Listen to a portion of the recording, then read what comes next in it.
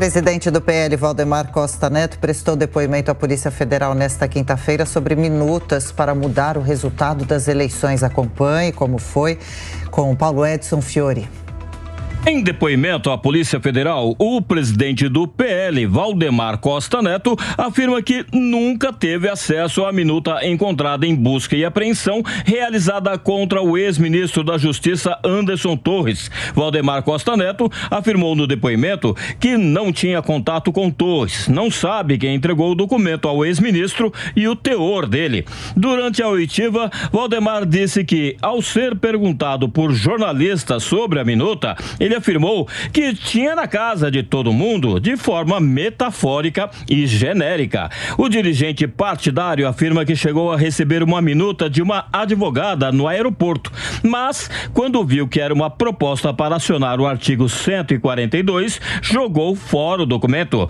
Questionado por qual motivo triturava as minutas recebidas, o presidente do PL disse que se ele ficasse com esses documentos, alguém poderia dizer que ele era a favor de um golpe ou que estava tramando algo.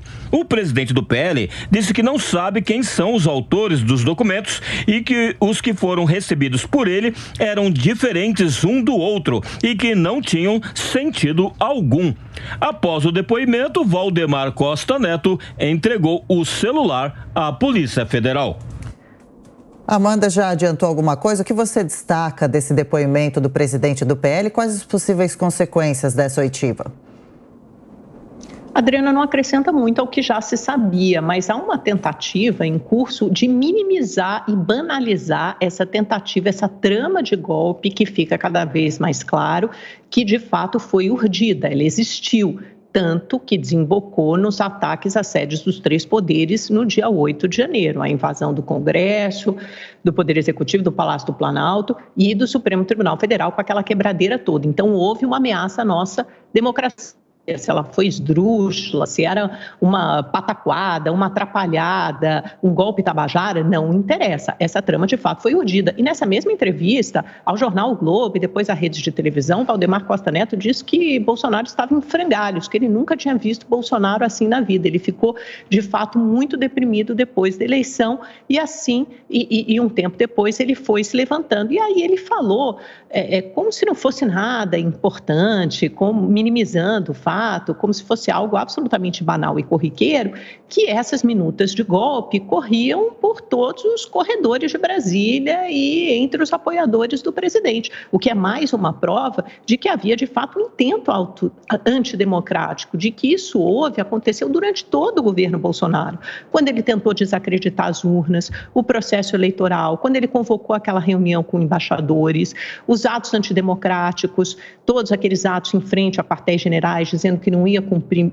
medidas judiciais, desafiando o Supremo Tribunal Federal, dizendo que o Supremo era o povo e que todas as últimas atitudes tinham que ser tomadas pelo povo, a não desmobilização dos atos que se formaram, dos acampamentos que se formaram em frente aos quartéis generais. É só a gente seguir todo o fio dessa história, é só a gente fazer a cronologia que isso ficou exatamente caracterizado no governo Bolsonaro, que a gente tem uma cronologia do golpe, são pessoas sem nenhum apreço pela democracia, sem nenhum compromisso institucional. É isso que a gente vê, por isso que parece tudo tão absurdo e um disparate completo, porque acontecem às margens das instituições e às margens da lei e da Constituição. Quando Bolsonaro diz que ele nunca tomou nenhuma atitude fora das quatro linhas, não é verdade.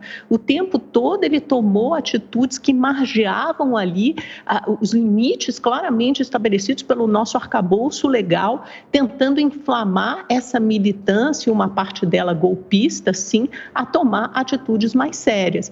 E fica claro que que esse golpe só não seguiu em frente, e ele fala isso em alguma manifestação, nesses acampamentos golpistas em frente a quartéis generais, quando ele diz que as pessoas têm que entender que não basta uma caneta BIC para ele tomar atitude, que ele precisa que membros do Legislativo atuem nesse sentido, que ele precisa de apoio de alguns ministros do Supremo Tribunal Federal e que ele precisa de apoio das forças de segurança, que ele não pode fazer tudo sozinho. Ou seja, havia essa intenção, foi feita essa trama, esse plano, mas não rendeu frutos.